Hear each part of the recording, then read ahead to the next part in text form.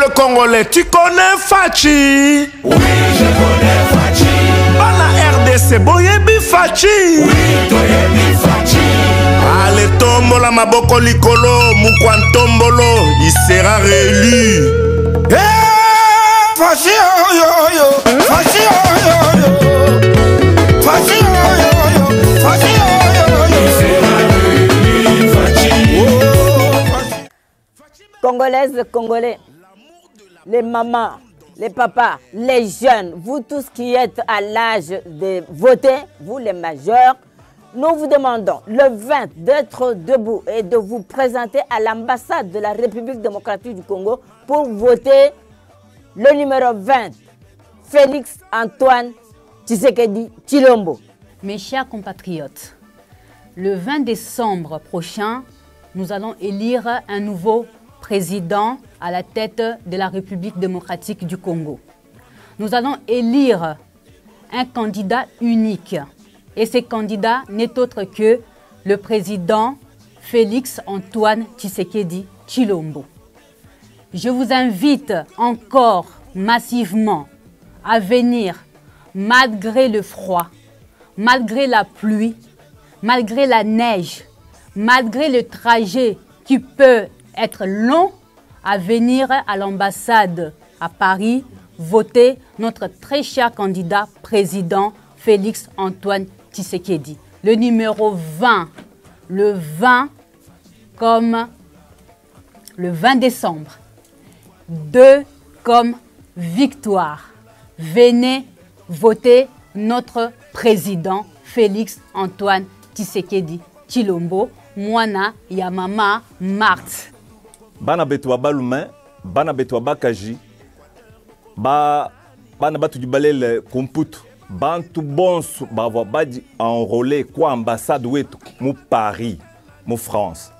Nous dit babi ki di Chibwe, dit kudia le 20 décembre, bwane tu sungula wetu, noku wetu, papa wetu, frère wetu, Félix Antoine Tshisekedi Tshilombo.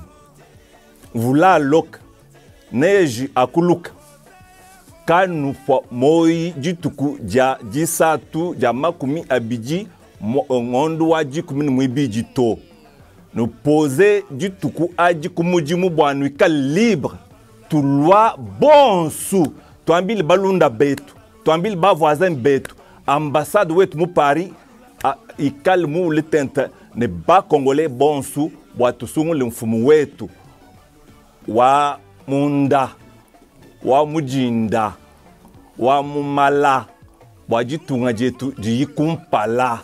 Fachibe! Beto!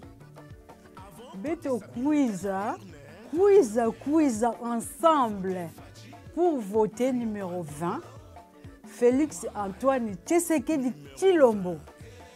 Tokozala décidé à Kokenabiso jusqu'au sommet. Toko sepela mboke kozala libre, toko sepela makasi, toko tangisa bana, toko bota ofele ba mama, ba papa le 20 décembre. Boya ebele pona Antoine Félix Tshisekedi Tshilombo. To sepela biso nyonso elongo Alain Poibeton aye kotala bino koloba na bino bandeko ya ngai. Toza na période électorale to voter président mwana mboka de père et de mère. To souffrir biso ba peuple congolais.